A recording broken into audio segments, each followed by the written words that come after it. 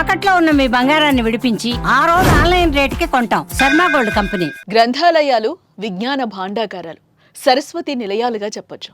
వ్యక్తుల చైతన్య కేంద్రాలుగా ఒకప్పుడు విరజిల్లేవే, తరతరాల విజ్ఞాన సంపదను అందించేవి. కానీ ఇప్పుడు ఆ గ్రంథాలయాలు దీనావస్థకు చేరి దీనంగా చూస్తున్నాయి.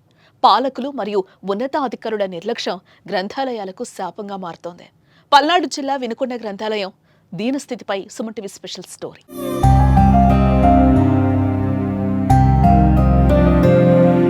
విజ్ఞానాన్ని, వినోదాన్ని అందించడమే కాక దేశ అభ్యున్నతికి, సమాజ వికాసానికి ఉపయోగపడే గ్రంథాలయాల ప్రాధాన్యత వెలకట్లేనిది. వాటికి తరతరాల చరిత్ర ఉంది.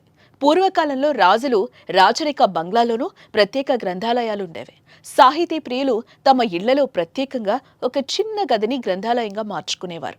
వివిధ పోటీ పరీక్షలు రాసే పేద విద్యార్థులు గ్రంథాలయాలను ఒక కోచింగ్ సెంటర్లా భావించి అక్కడున్న పుస్తకాలతో కుస్తీలు పట్టేవారు. గ్రంథాలయం వేదికగానే చదువుకొని వివిధ పరీక్షల్లో మంచి ర్యాంకులు సాధించి ఉన్నత స్థానానికి ఎదిగిన వాళ్ళు ఎందరో ఉన్నారు.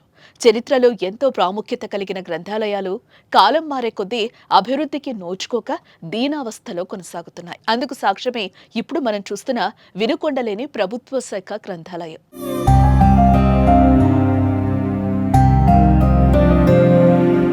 వినుకొండలో గ్రంథాలయాన్ని 1954లో ప్రారంభించారు. అంటే సుమారుగా 70 సంవత్సరాల పైనే అవుతుంది. ఈ గ్రంథాలయాన్ని ప్రారంభించే సమయంలో వినుకొండ ఒక గ్రామ పంచాయతీగా ఉండేది. కానీ నేడు వినుకొండ మున్సిపాలిటీగా అభివృద్ధి చెందింది. పూరేళ్లు బిల్డింగ్స్ అయ్యాయి. ఆకాశమే హద్దుగా నిర్మాణాలు కనిపిస్తున్నాయి. అన్ని విధాలుగా వినుకొండ నాటికి నేటికి మారింది. కానీ మారనిది ఏదైనా ఉంది అంటే అది గ్రంథాలయమే. అనేక రకాలుగా పట్టణం విస్తరించింది. కానీ ఈ లైబ్రరీ మాత్రం పాలకుల నిర్లక్ష్యం కారణంగా ఎక్కడ వేసిన గొంగడి అక్కడే అన్నట్లుగా నేటికి అద్దె బిల్డింగులోనే కొనసాగుతోంది. కనీస సౌకర్యాలకు కూడా నోచుకోవడం లేదు. అండర్ గ్రౌండ్ లో ఉండటం వలన చాలా మంది దివ్యాంగులు కానీ, వృద్ధులు కానీ మెట్లు దిగి రాలేని పరిస్థితి నెలకొంది.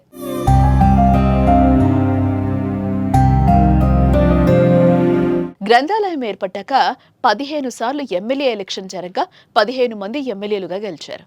కానీ ఒక్కరు కూడా ఈ గ్రంథాలయాన్ని పట్టించుకోకపోవడం బాధాకరం. ఎంతో మంది గ్రంథాలయ సంస్థ చైర్మన్లు మారినా ఈ గ్రంథాలయం మాత్రం అభివృద్ధికి నోచుకోలేదు. ప్రస్తుతం కూటమి ప్రభుత్వం అధికారంలో కొనసాగుతోంది.